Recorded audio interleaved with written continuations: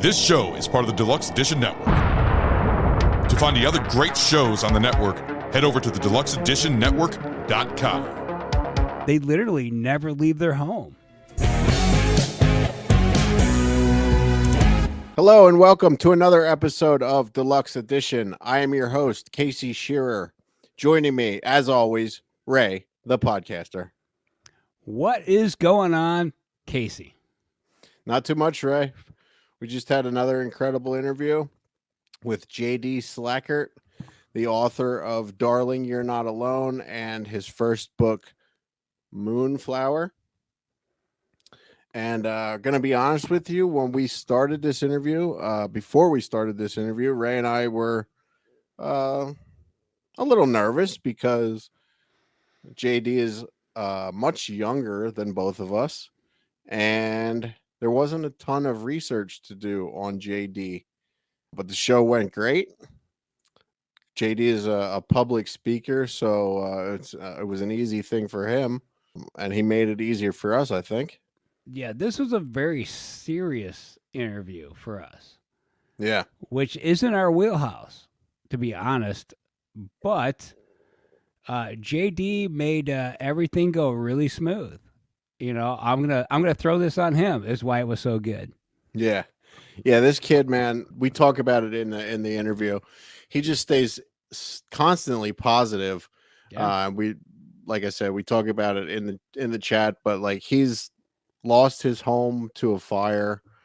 He goes and talks to kids with cancer. You know, sick kids in the hospital. And for someone to do something like that is just incredible. It's just something that I would never be able to do. Yeah, this one was a tough one because he'll put you on the edge of crying. But I absolutely think this episode is amazing and everyone needs to hear it.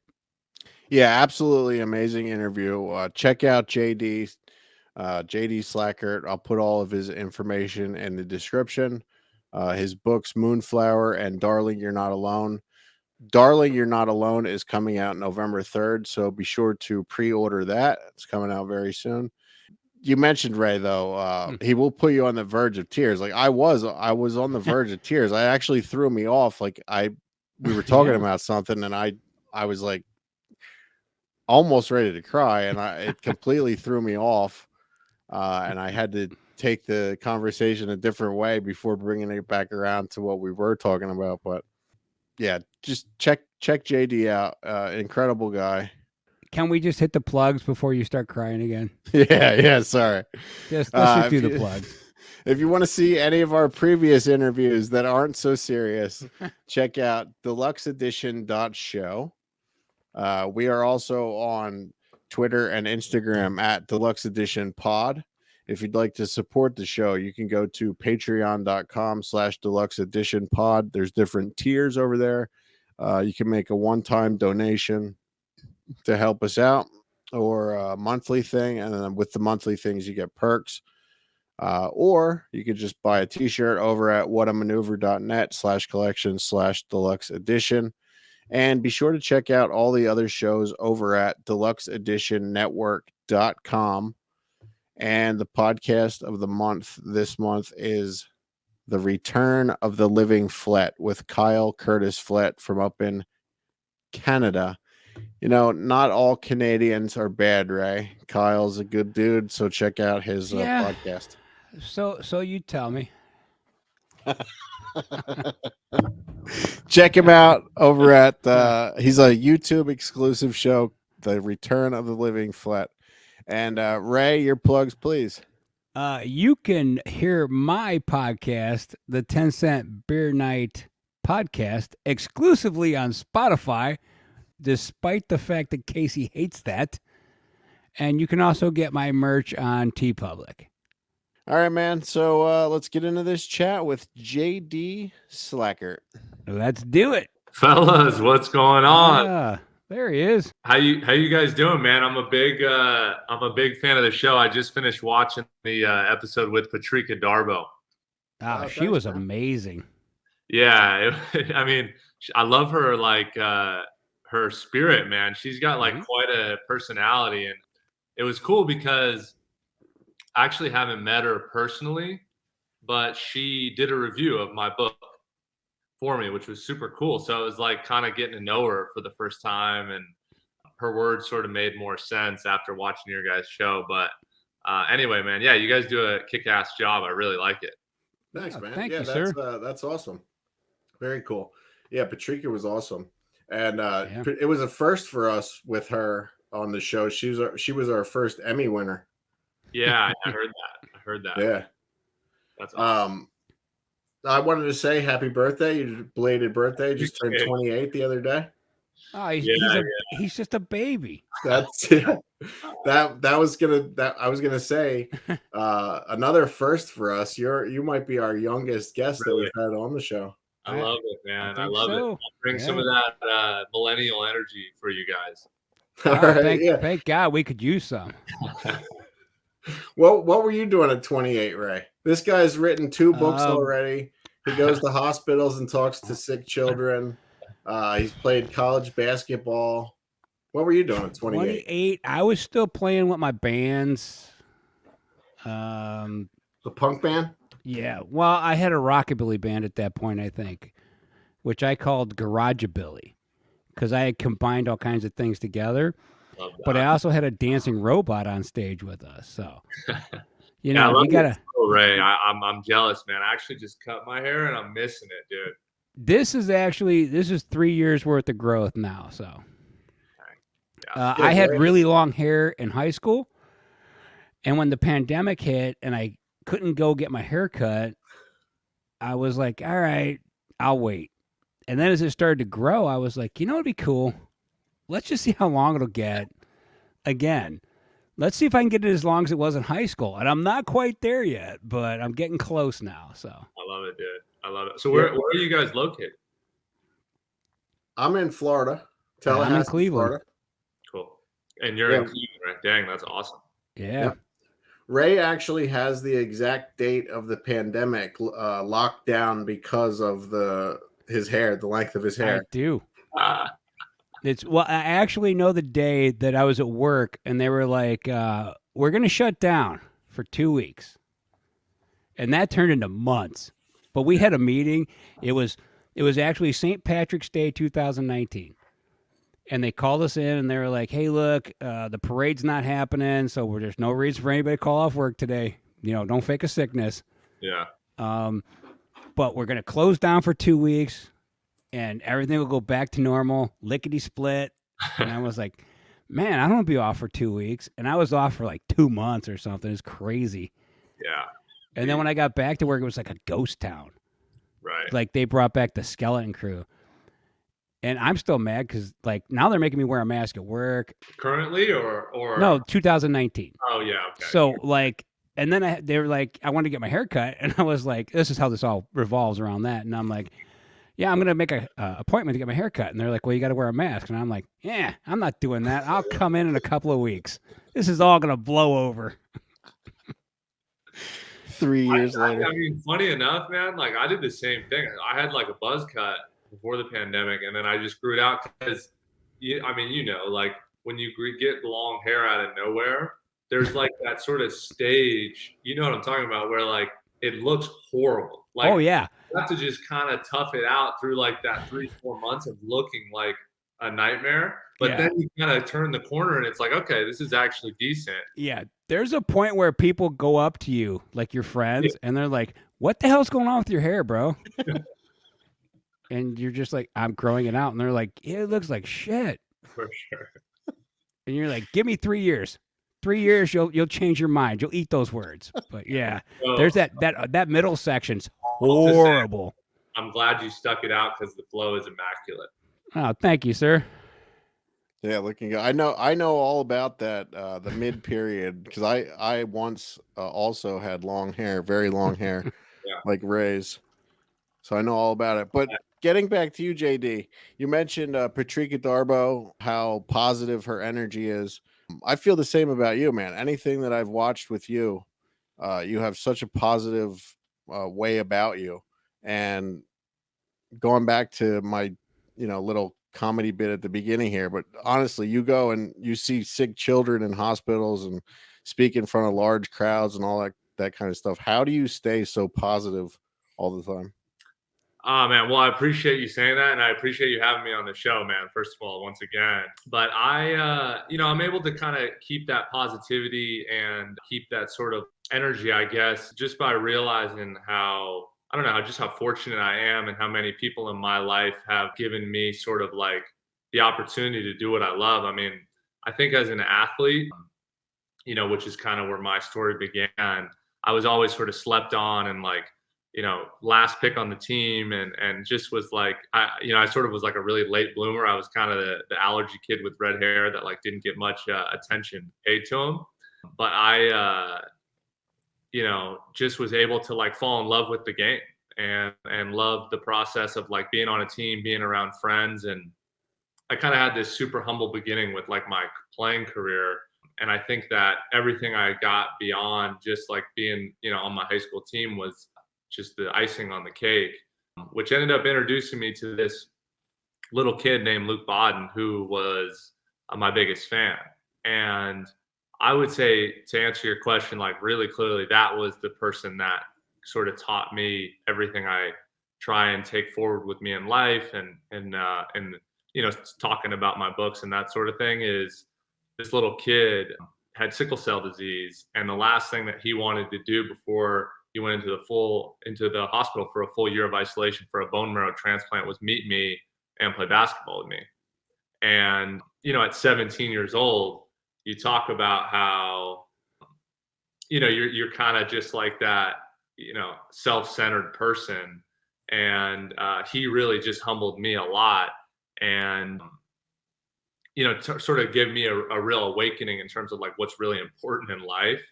And those 4 years I spent with him were really, impactful. And unfortunately, obviously, before he tragically passed away at the age of 10 years old. And, I ended up writing my first book about him and our friendship. And, I think ever since that moment and witnessing kind of his passing, I've sort of made it my goal to just never take anything for granted, to wake up every day and smile and appreciate all that life has to offer. Because man, like, if he was lost at 10, then every year any of us get to live beyond that. I think we're just lucky to get to do what we do. And that's the message I try to share as much as possible. And that's sort of where I feel like I get it from. That's awesome, man. So let's jump around here a little bit. You mentioned your basketball career. You grew up in Santa Barbara, right? Yeah, kind of like northern Los Angeles, Santa Barbara area-ish. Santa Barbara is a little bit more north of where I grew up, but not by much, maybe about like 30, 40 minutes. And so, but you played for the University of Santa Barbara, right? Yeah, I went to college there and played at UCSB. So again, I was like kind of a hometown kid, which was awesome because my family got to come to all my games, and my, obviously the kid I mentioned, Luke, did too when he got out of the hospital. So yeah, I had like the most fans out of anybody at every game, which definitely made my teammates pretty jealous, even though, they had some people too. But oh yeah, I had half the arena packed. That's awesome. Another thing that I saw in your doing the research for this chat here, the positive outlook that you have on everything is just crazy. And you also had a house, one of your houses burned down, right? Yeah, man. I mean, the fires out there in California. Yeah, that was an insane situation.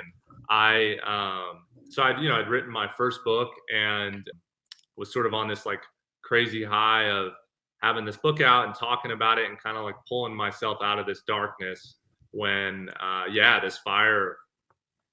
this massive fire came like rolling over the hill and ended up burning down our home in Malibu. So this was the Woolsey fire in 2019. So this was 3 weeks after my first book was published. And it was, insane because the thing I remember most about it, and something I share a lot about that particular instance is, you never, like I've evacuated for fires before, but you never really quite are ready to leave and then never see any of the things you leave behind again, right? Like you kind of just grab the essentials and what you feel like you need to just, maybe, I don't know, leave for a day and then come back. So, when I was living with my mom at the time, and she came down the stairs and, woke me up at like 3 or 4 in the morning and was like, hey, I think we're going to need to, evacuate and grab all of our stuff.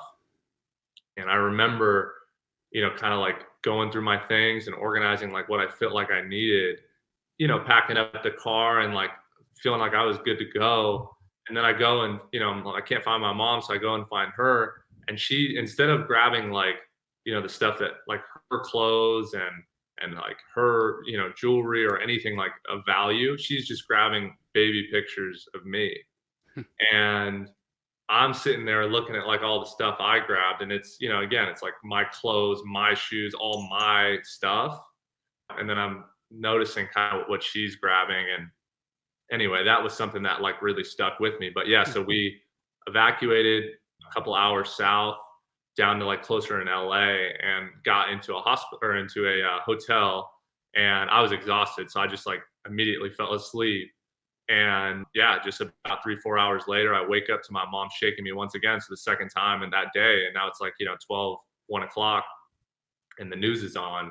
And my mom points and says, that's our house on the news burning down. And I was sitting right next to her, and we literally watched our home go up in flames.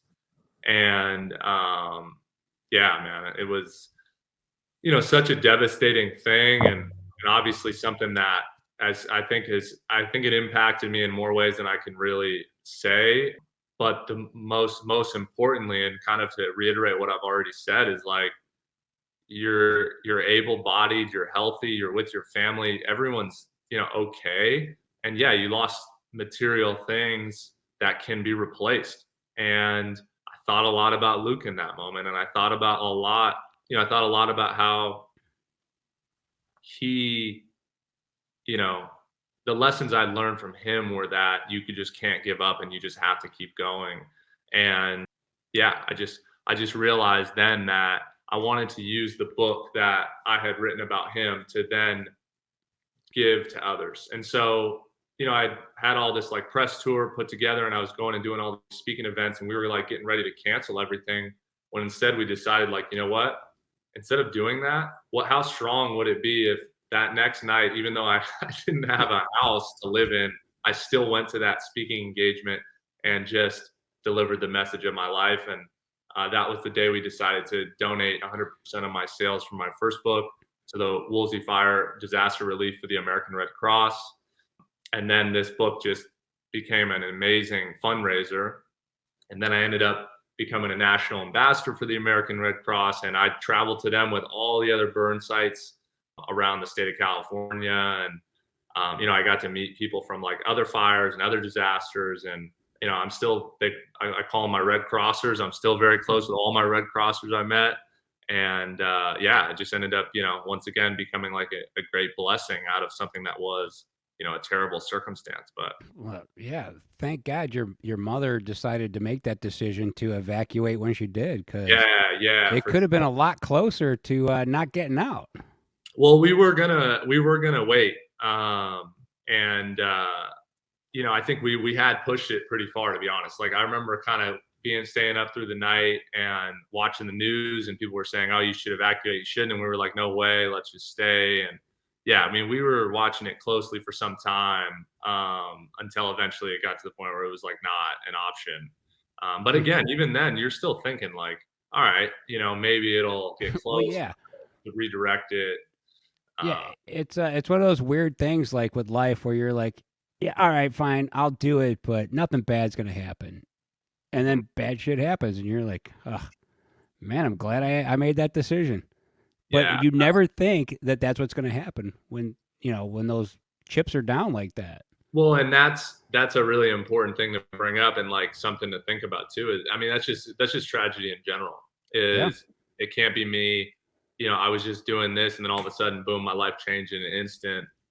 That's sort of how that all unfolds. And I think I've learned that after not just going through something like that, but also, like I said, meeting others that have been through these situations. Like I ended up meeting all these other people that had houses that burned down, and now that's what brought them to the Red Cross, and now that's what they do on a daily basis. So yeah, I mean, it just kind of struck out of nowhere, but you look at these people that just went through this hurricane in Florida, right? Like that was, something that a lot of people, I'm sure, were just underestimating, or maybe felt like, it might affect this area, but not us. And then there they are.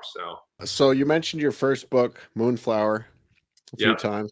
Yeah, I picked it up. I love that. So let's talk about this before we get into your new book. This is a true story? You just changed the names for... Yeah, I would say for clarity purposes, yes. Every person in that novel is based on a real person. Now, the story itself that unfolds is fiction, but each of the instances and ideas that came from it were actually real people. But yeah, the names are different. The kind of exact orientation or kind of like sequence of events is the main thing that I sort of brought together in order to make it a story. Like a lot of the things that happened in that book took place over years and happened at different times. But for the book's sake, I made it like a 1-year timeline. So it made more sense. But yeah. Yeah, I just got it the other day. So I only read the first chapter so far about you meeting the girl at college. I haven't read in a long time, but I'm trying to get back into it. And the way that this reads is like, it was easy to read. It wasn't, it makes me want, like, I want to know what happens next. You know what I mean? It's not like I'm never going to pick this up again, like some of these other books that are on my shelf here. Hey, well, I appreciate that, man. That's a big compliment. I often say, like, the book, I wrote that book when I was, I started writing when I was 21, and it reads like someone who's 21 wrote it. And I love that. Like, I try not to get out of my comfort zone in terms of like the story I'm telling or what I'm trying to do. It's like, hey man, writing books and reading shouldn't be for the people over there. It's for everybody. And I think that book is an example of that in a way, hopefully, that like, yeah, like I want anybody, I want non-readers, readers, anybody who, is looking for a story to kind of help them escape, to check out. And I think that's a big part of who I am, is like, this is not impossible to do. And, hopefully a lot of people will feel inspired to write a story of their own. Yeah, I was going to say, your background is a basketball player, right? Yeah. Oh yeah. Did you take like writing classes or anything? Or was this just like, did you get help from someone, or did you just plow through this with that optimism you have? Yeah, I mean, that's a great question. And something that I'm very transparent on. So I'd say, first of all, you're not the only person who has put together that was like a totally left field turn. Yeah. And so out of character for who I am. Believe me, like I have had so many people that were just shocked by that because I was like not, I was not the student ever. I never took. Yeah, I'm assuming you were like a sports medicine guy, right, in college? Well, I was a sociology major, so that had quite a bit of writing in it, actually. But, okay. Well, see, that does make a little sense then. Yeah. I mean, but to be honest, like I think a big part of why the book and why writing, and then how everything has sort of spiraled into today is just this sort of concept that it's all on you ultimately to put the pieces together to make the life you want. With my first book, it sort of came together in two ways that make sense. It's like, number one, now that I've stated that I wasn't a writer and that everything about this is pretty crazy. So with that, to keep that in mind as I try to explain it, but looking back, there were sort of two things in play that were pretty impactful. Number one, I loved reading. I was always a reader, and I always just loved having books with me. And as an athlete, I was on the road so much, traveling for sports. So like you talk about, in high school, it's obviously pretty local, but then once I got to college, I was flying to, Texas to play Texas A&M, or Pittsburgh and playing the University of, Pittsburgh, and everywhere in New York, Alaska. I mean, we were all over the place. And I always had a book with me. And I would just find these moments to read more as like meditation than anything, in a way that was just kind of like helped me step out of the macho bravado of like Division I college sports. Yeah, it's the escapism. Yeah, for sure. And reading was that for me, significantly.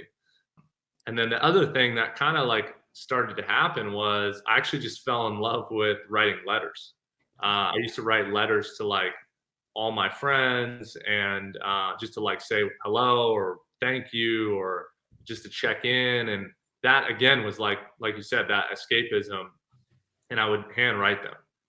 And as I know you said you started reading Moonflower, but then I sort of met this girl that I just sort of like had this amazing sort of bond with, and she went to study abroad in Rome.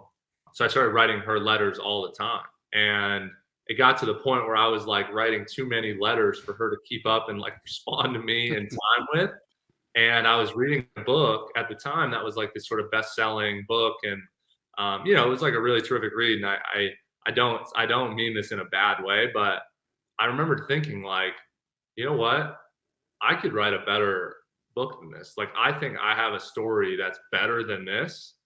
And I think once you get that idea like in your head, you sort of go, well, if I don't do it, then the only person I can really blame is myself. And once that like spark struck, it was over. And instead of writing letters to my friends, I just started writing a book, and I actually hand wrote the entire first draft of Moonflower, of also my new book, Darling, You're Not Alone. And yeah, it's kind of become my process ever since. So. Well, Tolkien hand wrote all his books too, so you're in good company. Yep, and Tarantino is another one. And J.K. Rowling's. Yep. She was busy writing hers on like napkins. I mean, she was really gritty with that. But anyway, I have a question on completely unrelated to the brilliant work that you've been putting out. Once you hand wrote that, how did you get that onto a computer? Because I have something that I have to scan. It's 105 pages, okay, and I'm trying to do that very same fucking thing. Well, it's so funny, man. So these are great questions too, because this is like the next step, like deeper into my crazy process that like actually makes me sound like I'm insane. And I've kind of accepted that maybe I am a little bit crazy for doing it this way. But so what I do is, so pencil and paper, handwrite it, and I get these like they're books, they're actual books, but they're empty. And that's, I think it's important to say this because there's like a few different reasons why. Number one, as you write it and you handwrite it, you can see your progress. So mentally, I think it's like a trick of showing yourself, hey, I'm 5 pages closer to a novel today than I was yesterday, or I'm just 2 pages closer. But you can, every day you open up that book to work on it, you can literally see it, which I think is, it's huge, because I think the problem most people have when they sit down to write a book is they're typing and they just feel like they're lost and they don't remember what they wrote yesterday. So I think handwriting, it helps keep your place. It also gets you away from technology, which is another thing I talk about, is like the distraction of emails and texts and calls. Like that will just derail your creativity altogether. So if you can just sit and write, and even if it's for just 45 minutes, you'll get so much done in that small period of time. But to answer your question, how do I get it onto a laptop after? This is the most frustrating and ridiculous process, but tell me about it. Yeah, this is exactly how I do it. I finish handwriting it, and then I take photos on my iPhone of every single page in the entire book, and I, number them page 1, 2, 3, 4, 5, all the way to 380 or whatever. And then I make a folder on my laptop that says, Darling, You're Not Alone, handwritten copy. Put them all in that folder. And then it's cool because I can see where my hands are on the screen here. So then on one side of the laptop, I'll pull up, a standard Word document. So and have it has half the screen, and the other half is a photo of page 1. And I'll just transfer it manually every single page. But what I do with that is I'll make a lot of changes. So like, on page 75, I decided instead of having the character do this, or have red hair, now he has brown hair. Then I can go back on that second draft and change everything from page 1 moving forward. So that's like my excuse to have a second draft is I'm changing things as I'm like taking it from the handwritten and putting it into a laptop. So it's a bit, I mean, I guess as I kind of explained it, probably a better way to think of it is like it really is like an outline in a sense. And then I start actually writing the book when I type it. But Sure. yeah. Now, when you do that process, when you transfer it when you take the picture of it and move it over to your computer, will you make the edits in the book? Like, will you take your pencil and cross out, make edits in the book so you know what you changed? No. I sort of, I mean, sometimes, rarely, I'll write in the margins of the handwritten copy, like, hey, here, let's do this differently. But I think, and this kind of goes back to the, the earlier question about like, how did you write books and where did that come from? I have a firm belief in this too, is if I were, or I think any writer, no offense to them, but if I were like some gifted savant English major writer, really like well put together, grammatically sound writer, I don't think I'd ever write a book, because a perfectionist would be so focused on their past mistakes that they couldn't move forward.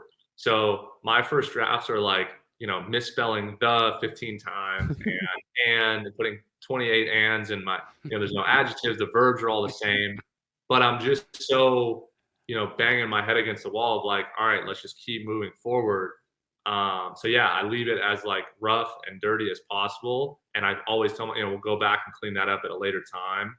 And yeah, that's just that. Maybe that's not how other authors are. And, I can't speak for them, but for me, that's like actually a helpful part of, you kind of have that ignorance is bliss. And with my first book, like I was able to just power through because I wasn't focused on the bad stuff. I just kept working on it, day and night. That's awesome, man. Going back to what you said earlier about you writing letters to your friends and family and stuff, would you then receive a text back? Hey, I got your letter. Yes, man. Quite a bit. Most often it is a text. It's like, hey, I got your letters. You're the man. Thank you.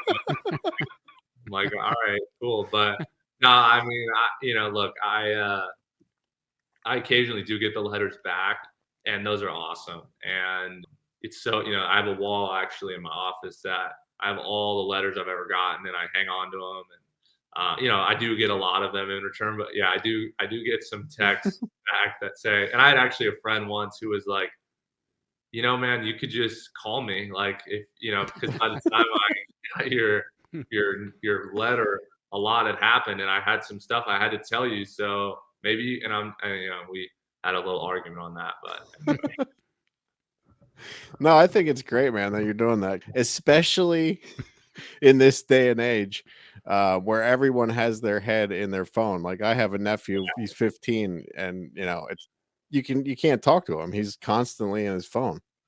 And then like he's always laughing, like he's always constantly laughing, whatever he's looking at. And then if I walk over his shoulder, he goes like this. yeah, and turns his phone. I'm like, what are you laughing at? Nothing. I'm like, you don't have to hide from me. I'm cool. You can show me.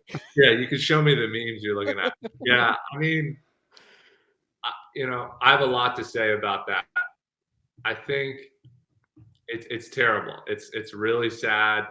It takes away from, like, people spend their whole lives like this and they're never looking up at the beautiful world around them. And I mean, look, I don't mean this as like a sort of forced bridge into my new book, but it is true. It's like, it's a huge part of the reason why I wrote Darling, You're Not Alone and have this letter component to it, and this idea of like, there's a really beautiful world out there, and there's a lot of good things happening. And I think, unfortunately, the social media side of things, although it leads to some incredible bonds and connections, and I use it all the time and I love it and it's great, but I think it sort of perpetuates and forces this angst on people where every headline is there's another tragedy happening in this place or that place, or the world's ending over here, and just constantly critiquing and badgering people that are trying to do something good and just knocking them. I think a lot of that stuff gets perpetuated, and I think that it's hard to forget how wonderful this world is and how many beautiful things happen on a daily basis that don't get that attention, like don't get that time of day. And that's a big part of what I'm trying to tell people is like, hey, that person that served you the coffee you got this morning, that you had that 15-second interaction with, they're a real person. They have a story, and maybe you shouldn't just be looking at your phone the whole time you're ordering. Maybe you should try to remember their names. So the next time you see them, you can wish them, have a great day. Like how hard is that? How hard are some of these little insignificant moments we have in life that we miss because we're staring at a phone? And I'm not perfect. I definitely still accidentally do that, and I try to check myself on it too. But yeah, I think it's weird, man. We got to do better. Yeah, I think it's easier for my generation because I'm 50 and I grew up before cell phones, So for me, dealing with waitresses or a person at a counter when I'm buying something at Walmart, I think it's a lot easier for me to engage with another human being than people your age or much younger. I just think they didn't grow up that way. They're just so used to everything. Like there's people who work at home now who never leave the house because their groceries are delivered. Yeah. And they can pay all their bills online, and they literally never leave their home. I think that's insane. It is, man. And look, and even to take a step further, it's like dating. It's now everyone's obsessed with like these apps, like the idea of approaching a stranger and saying, hey, like, could I get you a cup of coffee, or like, hey, like I'm JD, like, who are you? I mean, that is like a lost art in our society. And that is horrifying to me too, because I think that like, I refer to it as the 15 seconds of courage, where you have to just risk being told like, hey, I'm not interested, or it's like, no problem. I mean, you got to just take that on the chin and move on. And we've lost that. Like I mean, you're totally right. Like the idea of never leaving your home is the most horrifying thing to me. Yet some people are looking for careers that just allow that. Yeah, to not interact with other human beings, it seems ludicrous to me. Yeah, for sure. No, I agree. It's horrible.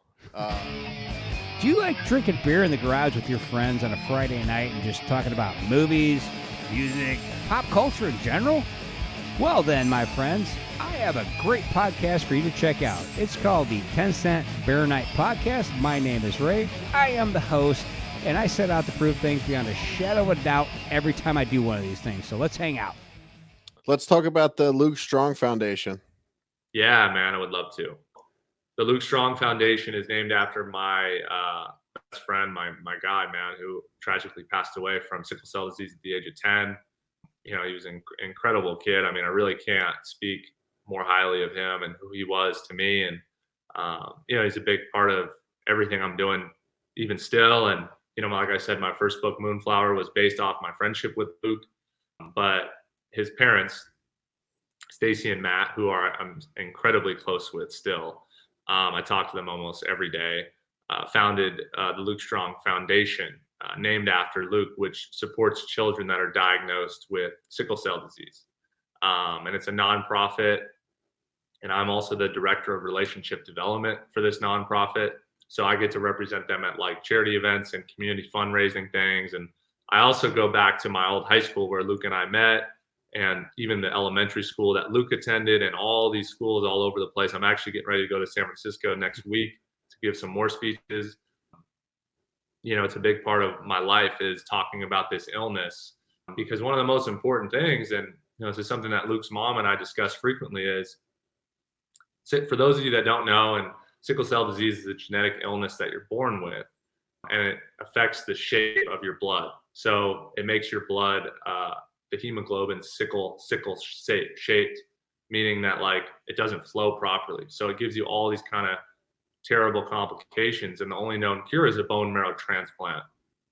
And the kind of the main part I was going to get to is it's a 95% African American disorder. And because of that, there's an argument that there's a lot of data that suggests that it's severely underfunded for that reason. And what better person to sort of champion this cause and bring it to light is someone like myself that could never get sickle cell disease. And all of the people that I meet have known nothing about it. And it's kind of out of an ignorance too. And like, I knew nothing about sickle cell disease before I met Luke, and I learned so much about it, obviously through him, that it just seems like a really worthy cause to me, to say, you know what, like I'm going to go out and try to educate people on this, because they probably don't know about it either. And that's definitely a part of my career and life, is trying to help all these other people, because there's thousands and thousands of kids that are still dealing with this illness and need more funding and care than they're currently getting. So I think it's a worthy cause. Yeah, it's great what you're doing, man. And going back to what you said earlier, I remember what I wanted to say about social media. Unfortunately, with things that like we do, we need social media, like, to promote for sure everything that we do. Yeah, no, and look, like I could be a bear and just like rip it all I want, but I use it all the time too, and it's, believe me, it's led to and opened doors that I wouldn't have dreamed been possible. So I think it has a place, but I think we have to remember like that, that you just got to keep in mind like the kind of portion of it that is kind of this dark side that isn't really real. And then there's other sides of it that are really tremendous and great. So you have to kind of use it properly. And, it's like moderation in anything. I mean, you can overdo anything if you use it too much. So I think it has led to some amazing connections and things. I agree. Yeah, absolutely. Talking a little bit about getting off the grid, what do you actually do for fun when you do have a little downtime? What's something you love to do that these people can, relate to? What do you got there? For sure. That's a good question. Well, I'll definitely tell you this. I don't play basketball anymore.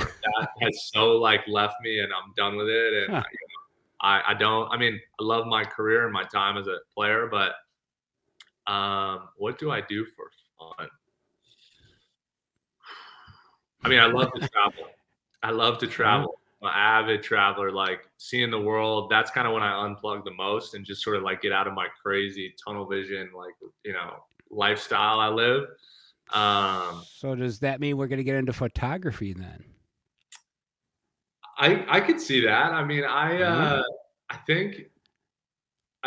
mean, I'm more like as a traveler, I'm more of the camp of like, I'm not the go to Europe and go to 18 cities in 15 days type. It's like go to one place, go to the restaurant or the pub down the street. Out of the 6 nights you're there, go 5 of them. Talk to every single local, ask them what they do for fun, and go out with them, or go to the restaurants they tell you to. And like, and I'm, not staying like the fanciest hotel, like go somewhere that you can, like, so I was just in Ireland, and I'm Irish, clearly. And I've just always, yeah, I've always just wanted to go and see a bunch of other redheads. And I went, and I was in Dublin, and it was raining, and there wasn't much going on, but I ended up going down to this, like, the first restaurant I could find that was like nearest to where I was staying. And I was talking to these waiters that were working there, and they ended up like giving me all these amazing recommendations, where me and my buddies went out that night with them, and it ended up being like one of the best nights of my life. And every single time I met a redhead, I took a picture with them. So I have on my phone like a stream of like 15 pictures of me and redheads. And I mean, I think something that I kind of preach is like, you got to throw yourself in, into the deep end and just swim. So that's kind of how I like to let loose, I guess, is just travel. What's on your bucket list for travel? What's left? What's the big one? Australia is somewhere I really want to go. I've never been. Gosh, where else? I mean, I love Paris. Paris is probably my favorite city in the world. I'm a big Hemingway fan, so like spending time there, and Fitzgerald is another one. But I have been there before. Spain, I've never been to Spain. I want to go there. And Germany would be pretty sweet too. So very cool. All right, Casey, I'm going to shut up now. Go ahead. Ask all good, all good, brother. Shit, now I forget where I was. Have you ever thought about all the time? Have you ever thought about doing something like this, like a podcast? I mean, you love meeting all these different people, and like you could be like JD on the street or something. Yeah, I think so. I almost had a podcast for a bit, but we decided to scrap it. I just kind of got too busy with the books to put like too much effort into it. But yeah, I think down the road, I would love to, man. I mean, I think I really kind of have two sides of like my personality. Is one is like the recluse, listen to sad music and write books and like, just spend all my time focusing on one thing. And the other part of me is just like going out there and, speaking to thousands of kids and traveling and meeting new people and talking frequently. And so I think I've got the book side established, and it would be cool to maybe get that other side more established in this format that you guys have too. So yeah, I mean, hey, if you need a third host, man, maybe we could talk after this and you guys can get me on. But yeah, I think you do. I think you would have a good show for sure. Absolutely. I appreciate that. I mean, yeah, I listened to a bit of some of the stuff you like too, and I mean, I don't know if you guys are Joe Rogan fans, but the way he does sure. is incredible. And like, I think the podcast format is so interesting to me because like you kind of hear less about the stuff the people are pushing and more about the actual person for the first time. And like, I don't know, I'm so fascinated by that. I would sit and watch Joe Rogan for like 3 hours straight.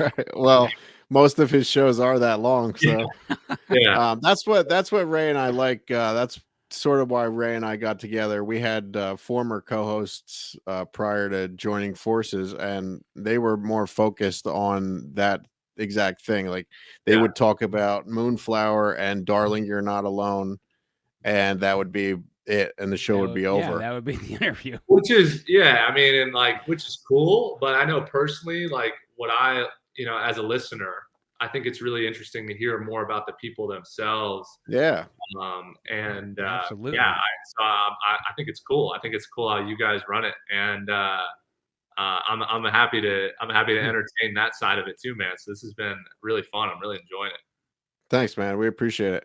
And I really like what you're doing with the Luke Strong Foundation, going back to that, because like you said, I don't know anything about it, so interviewing you, even just doing this little bit of research that I did for your interview, I found out a little bit more about it, so.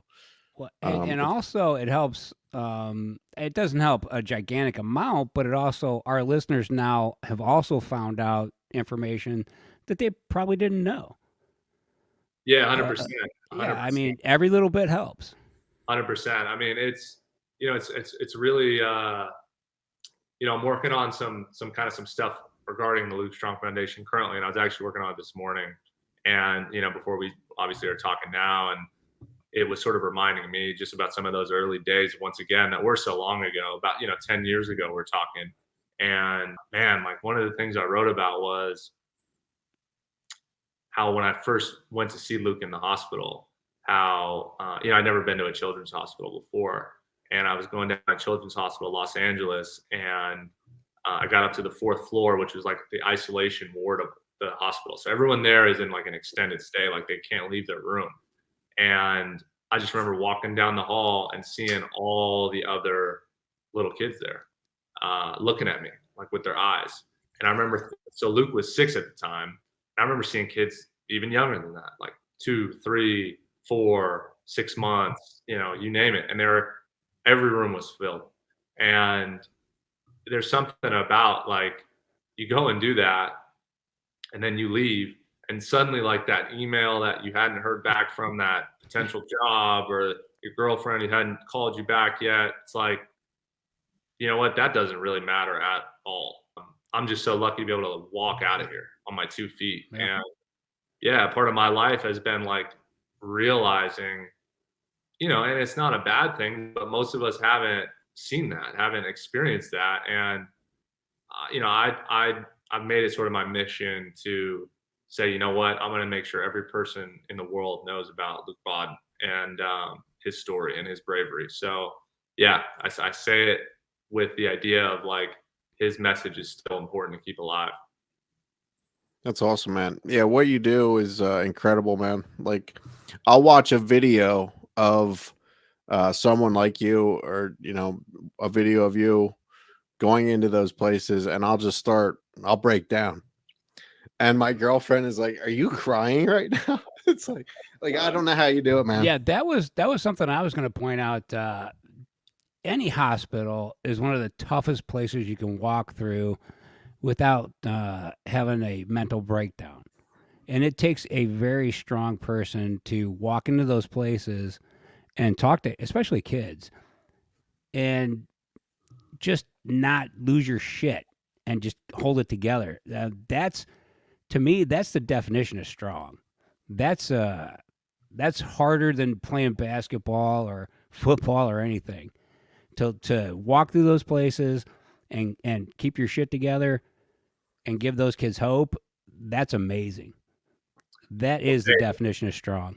Thank you, guys. I mean, look, I appreciate that a lot. I mean, seriously, and I'm not just saying that. It goes a long way, and I feel like I've got more good left to do. I mean, this is just a start, and I'm looking forward to like all that's ahead. But it sort of gave me like the sort of fuel, I think, to just really push like my limits with everything I'm trying to do. I don't feel like it's ever draining. It's actually quite the opposite. It's like when I go and do some of these things, I reach like a second gear or like a second wind almost, that I could stay up till 3 a.m. working on the next book and realizing like this is going to help a lot of people. Like when I get this into the hands I know that need it. And so yeah, I kind of have become a bit obsessive with like everything I'm doing, knowing the impact it can make. And so I kind of don't let maybe what might stop other people and what maybe seemed like a door closed to someone, I don't let that stop me. And it's very motivating because I also have seen some of these kids that didn't give up. I mean, and what they went through and like who they are. And just like to keep in mind, I mean, this is something I think is really important to share too, is like, I met Luke when he was 6 and I was 17, and I knew him for 4 years. So from 6 to 10 years old, and I would go to the hospital to see him. I mean, probably I would say on average, like about once a month. And when I would go and visit, all his buddies would come and visit too, who were, the same age, 6, 7, 8, 9. Those kids now are seniors in high school, juniors in high school. And I still talk to him. Like I still text with him. And, every time his anniversary comes up, I'm talking to their parents and they're like, hey, he's not having such a great day. Could you come by and talk to him? Or, could you, these are kids that are still in my life. And I'm going to their graduations and, I'm seeing them all the time. And I was just in some of their classrooms a month ago. We inspire each other. Like it's like this community now where we all kind of help, when we're having a tough day, right? When it does, like, you feel like you just don't want to get up. I get up for them. Like I get up for the kids that are younger than me that had to move on. That's awesome, man. Yeah. It's like Ray said, it's just a strong person to do something like that. Like I would want to do something like that. I just know I couldn't. I would just break down. I think I was, to be honest with you, I was also hesitant to take on a lot of this in the beginning. Like, I think when I met Luke, I was sort of, I kind of like didn't want to believe he he liked me that much. Like he believed in me that much. Like I kind of, would hear him say the things like, you're the last person I wanted to meet, or, I want to see you and kind of do all these things. And I wasn't sure I was ready to take that on, but God, it kind of over time became something that I started to really realize, like, this might be the most important thing I ever do in my life, is be there because he might not have very long. And I kind of just put as hard as it was and as tough as it was on me, I did it anyway. And another really cool thing that's worth mentioning is I also kind of, maybe for my own good too, brought friends of mine along with me that I knew would be positive forces for him. And they helped me too. And one of them, his name's Gabe Vincent, was my teammate in college, and he used to come with me all the time. And now he's playing in the NBA. And he's every game he goes out there, he plays for the Miami Heat. He's got his Luke Strong band on his wrist. Awesome. And yeah, it's like you see the impact this kid had on so many people. You realize, dang man, this was really amazing. Very cool. And he met you while you were in high school? Yeah, that's right. So Luke and I met. I was a senior in high school. So the story is, I was a senior in high school, cracking jokes, getting detention slips, showing up late to the prom, doing all the, the standard like jock high school drama. And this girl who I'd never met came up to me after one of my games and said, "Hey, my little brother wants to meet you and play basketball with you." And I was sort of like, "Sure, I'll get around to it when I can. Like, I'm pretty busy. I'm kind of a big deal. I don't know if you knew that." And she's like, "No, it has to happen, and it has to happen next week." And I was like, "Why does it have to happen next week?" And she said, "My little brother's 6 years old, and he has sickle cell disease. And the last thing that he wants to do is meet you and play basketball with you." And I came home and was talking to my parents, and I told them, and they were like, "JD, you got to play with basketball with this kid. Like, you have to do this." And, I'm very honest about how I was like pretty hesitant. I was like, wow, this is a huge thing. And so I went and met Luke and played basketball with him. And, I sort of felt like my good deed was done. Like I played basketball with this kid, and he was going into the hospital, and and like I had my own life to worry about. But there was, and this is really what happened was I committed to UC Santa Barbara to play in college about 6 months later. And for some reason, the only thing I could think about was this kid, and like telling him and sharing this news with him. And like, I was like, I gotta go and see him. And I hadn't even met his parents yet. So I called up his sister and said, "Hey, could you set up a time for me to come and see Luke?" And even she was like, "I don't know if you should, because he can't even leave his room. Like he's in an isolation ward." And, I said, "Look, like, I just want to tell him. I just want to tell him I'm going to college to play." And she said she finally sort of agreed. And I drove down to the hospital. And, like I said, I had that moment where I was walking down the hall and seeing all these other sick little kids. And that was when I kind of quickly realized, like, I was way over my head. Because at this time now I'm 18. And then this was the moment, guys, was I got to his room and I could actually see inside his hospital room before he could see me.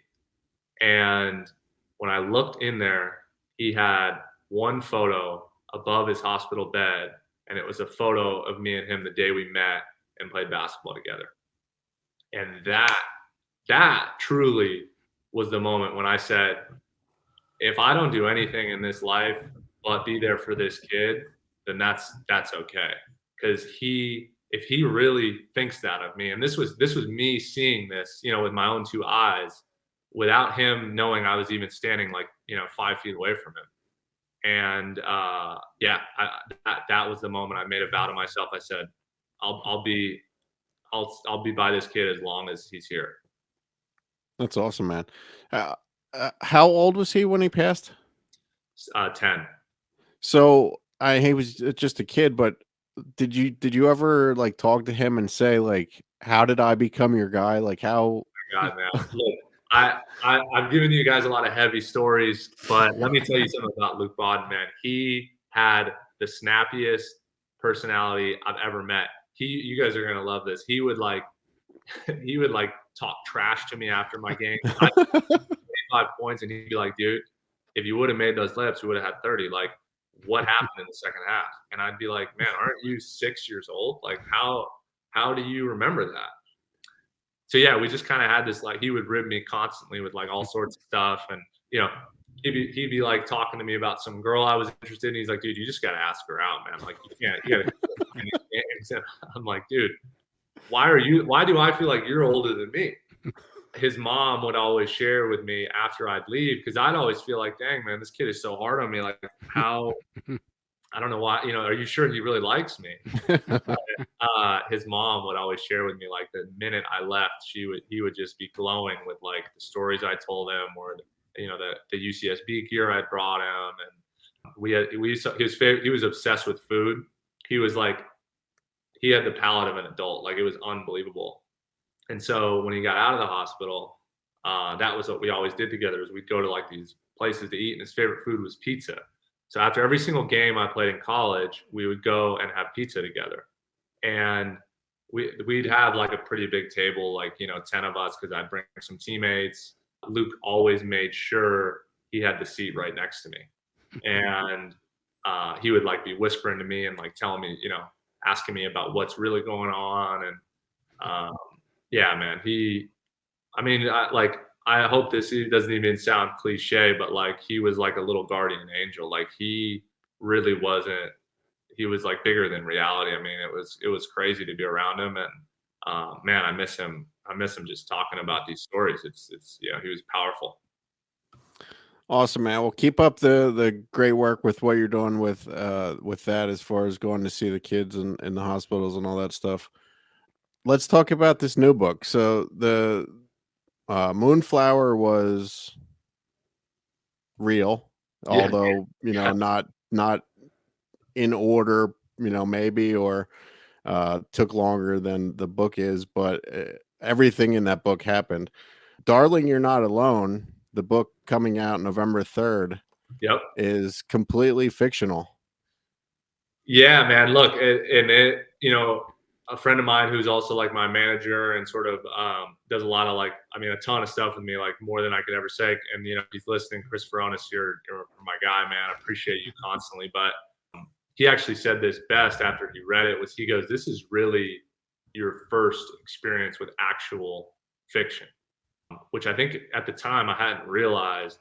But yeah, Moonflower was, there was so much of it that was taken from like real experiences and real situations I had with people, where this book is entirely made up. Like, every single element that I took and brought into this story is something that I just created out of thin air. And I got to be honest too, a part of that has been interesting for me, because when I was out speaking about and promoting my first book, it was very easy for me to talk about all the stories I just shared with you guys about Luke and where this idea came from. But this one, it's been harder for me to put my finger on exactly like where these ideas came from. Not to stop you guys from like, I'm happy to try and articulate that. But yeah, it has been interesting to figure out like, okay, like, how did these ideas percolate into this novel? So what was the process like? You still the same thing? You wrote everything in the composition book? Yeah. Oh, yeah. Well, a big part of this book is gun violence, and in particular, school shooting that does happen and takes place in this story. And although I feel like there's, much more qualified people that could tell you about like the statistics and, what should be done about gun control, and it's a very charged topic. What I do talk about and feel very passionate about is just how I sort of feel when these things take place. And I was just in a time when a friend of mine had both of her parents shot in the Vegas shooting in Harvest. I think they called it Harvest 91 festival in 2017. And I was just so, and they both, I'll just say now, they both survived, which is amazing. And they're both doing fine, and they both made full recoveries.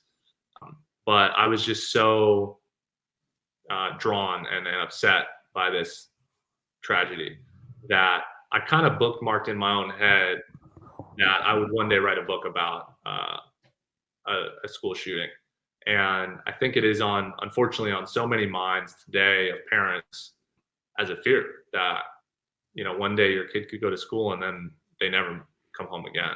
And it's just so terrible that we live in a world where that is a reality. But in kind of conjunction with everything we've discussed, is like my whole philosophy is, if really bad things can happen, and so too must really, really great things. And Darling, You're Not Alone is the story about what I feel like is the worst side of humanity, which is school shootings, and hopefully the best thing that can happen, which is perhaps this sort of magical, ethereal element that's also a part of this book that I think people that read, I'll save that for when people read it to talk more about, but it's kind of this balance between those two things. So Yeah, I look forward to reading it, man. Ray, he mentioned something that you probably have to deal with having young kids. Like, that's something that we like when we were kids. We had tornado drills or hurricane drills. They have school Yeah. shooting drills now. Yeah, when I was a kid, we did the tornado drill where we just got under the desk. Yeah. What would that do? Nothing. But yeah, my kids, my daughter's 18, my youngest is 10, and they do the drills for a school shooting. And to me, that just boggles my mind because that's not something kids should have to be worried about. No. it's so sad, man. I mean, I did a fair bit of research on a lot of these tragedies while writing this book. And Columbine was one of the ones I researched the most because my novel, Darling, You're Not Alone, takes place in Colorado. And I actually visited Columbine High School while I was sort of researching and putting together my beginnings of this story. And one of the things I visited, there's a memorial there called obviously the Columbine Memorial, because the school is still, for those of you that don't know, the school is still fully functioning. It's still called Columbine High School. There's students that go there. And I went to the Columbine Memorial, and they have messages carved into stone that are all a part of this memorial right beside the high school. And one of them really made me, I mean, it's actually my phone screensaver. It rocked me so thoroughly to my core. It says, quote, "I used to fight with my sister all the time. We used to argue a lot. Now I don't do that anymore." And then it says, end quote, and it just says student of Columbine High School, 1999. And I think, and I mean, that just like sent me to the floor, and I just like couldn't like walk away after reading that. But I think, and the reason I selected that date and that story, and my book also takes place in 1999, is that was really the one that set off this terrible sort of frequency of school shootings now that happen. I mean, with like a alarming regularity.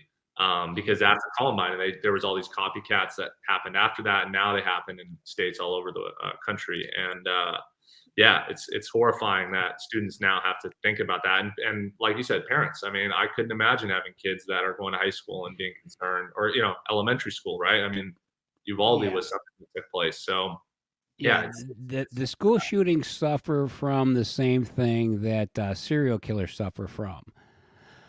These kids, they named the shooters. Right. And other disillusioned teens say to themselves, I can live forever if I do this. Right. Yep. And I wish that they would just stop using the shooters' names. Yeah, they need to. Because the kids wouldn't get the idea that they become infamous if it was never released who did it. No pictures, no names, just let it go. Say these kids were disturbed and we don't need to know who they were. And you would have a lot less copycats, both serial killers and school shooters. And it's just my opinion. No, it's a totally fair point. I think a lot of people think that. I think that's not something that I think people discuss that frequently. I think they're trying to do a better job of what you just said. But I do think, unfortunately, sometimes that like different networks say different things, and then all of a sudden, yeah, the message is out. And yeah, I mean, we got to find a way to, because I do think too, the over security and the over drilling and the over like now they're selling these bulletproof backpacks too. And Yeah. I think that's controversial as well. So like there's a lot of different elements of like, well, how much do we put on these kids that are already dealing with a lot? Yeah. And force them to have to, protect themselves. I mean, yeah, it's a very hard topic to grapple with. But again, I have to be honest with you guys. That's why I wanted to write this book, was to bring a conversation to light and say, I don't think this is okay. And I don't know what the answer is, but I do know we can't just ignore it. Like we can't just stick our head in the sand and say, yeah, well, sending our thoughts and prayers to this school or that town or whatever. Like we have to do better. Yeah.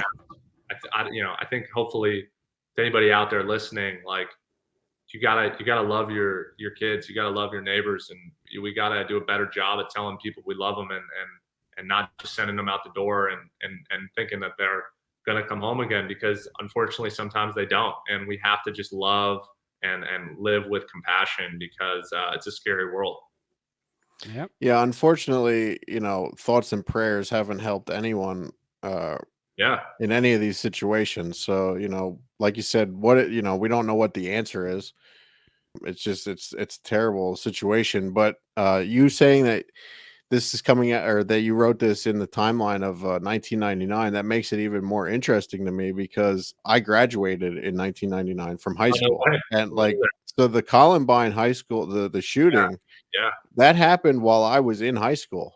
Yeah, wow. And like I remember the changes that our school went through after that happened. Like we got metal detectors and all. They had security guards at the schools and all, all that stuff. So like I remember that shit. Yeah. Well, I think I was born in '94, so I wasn't around really until much later. But actually, at UC Santa Barbara, where I went in 2014, there was a shooting there. That was the year before I arrived, and 6 people were killed there in my hometown of Thousand Oaks. There was a shooting at the Borderline Bar and Grill in I think it was 2017. Or no, sorry, it was actually 2019. It was the same year that Woolsey Fire happened. And then I had my friend who both of her parents were shot in the Vegas shooting in 2017. So like everywhere I've gone, there's been this sort of tragedy. But when I started researching to write this book, I saw that that's really not unique. Like we kind of all have either known someone or been in a place that has been impacted by this pandemic of sorts of gun violence that's kind of plaguing our nation. And I think it's really terrible. And because I think like there's so much tragedy that goes on, and I think life is difficult. And I don't want to say like, I don't want to belittle other woes and tragedies, but the fact that there is this pandemic of people that enter these schools, these innocent kids are killed, that's something I feel like we just we can't live on with. Like there are horrible things like car accidents and these fires and tornadoes and hurricanes, like we talked about that. Yeah, this it's Mother Nature, and like we sometimes these things just happen. But the gun violence thing, that's just like not something I think we can just say that's just a result of what we're living through. And yeah, I think something needs to be done. Yeah, absolutely, man. I 100% agree. JD, this has been awesome, man. You guys are awesome. We usually don't get this heavy on the podcast. We got a little heavy today, but it's all good. Yeah, it's a good topic. Yeah, good topic. Everyone needs to. Absolutely. I appreciate you guys having me on, man. You guys were a total blast to chat with, and a lot of mutual interests. And I hope I was able to bring some of that millennial energy for you guys. Well, the next time we bring you on, you're not allowed to talk about anything serious. All right? We're only talking movies, music, because I honestly think people need to get to know you a little better. So hey, I'd love for you to come back and just have a fun episode. We don't talk about the heavy stuff. Let's do it. Hey, if All you right. guys want to do that, man, I would love that. I would love to return. Like I said, I was listening to some of the early episodes earlier this morning. They're awesome. You guys got a great show, and I'd be honored to return, fellas. I got Thank you, brother. 'Cause stories. I've heard you have a good sense of humor, so I'd like to see it on a whole episode without any seriousness. Hey, I would love to. I'll work on some bits though before, so when I come back, I'll be ready to go. Awesome. Awesome, man. Thank you so much, JD, for taking the time, man. Tell plug yourself where everyone can find you. The book, it's coming out November 3rd. And I'm gonna get some of your guys' merch too. By the way, I was looking at that. I gotta get some of that. Thank you, brother. Yeah. So the new book is called "Darling, You're Not Alone." Actually, got it right here. So go check it out. It'll be available on Amazon on November 3rd or wherever books are sold. You can also get it on my website, jdwritesbooks.com, or the publisher's website, summerhousepublishing.co. And also you can follow me on social media at jd_slackert on both Twitter and Instagram. And there's also a website dedicated to just the book called www.darlingyou'renotalone.com, where there's a lot of like inside information about the book and kind of how it came to be, but also this letter writing campaign that I'm sort of starting called You're Not Alone, where we write letters to people and challenge others to do the same thing. And on this website, you can upload your own letter and I'll read it and I'll write back to you and we can communicate wherever you are in the world. And yeah, hopefully just kind of start a little bit of a mission for good and spreading hope and positivity. And yeah, so that's the You're Not Alone letter writing campaign at darlingyou'renotalone.com. And man, thank you guys all again for having me. And to all you listeners out there, I appreciate you taking the time. Thank you, man. Yeah, and if you want to write Ray and I a letter, we would be glad to reply to you. You guys are right back. Yeah, I'll write back to you. And one other thing I wanted to mention, I noticed your books aren't on Audible yet. I couldn't listen to your book. So Ray and I are for hire. If you'd like us to read your book on Audible. If you want someone who's also not skilled enough to do what they do, I'll totally read all the words wrong and mispronounce them if you need an audio book. Sure.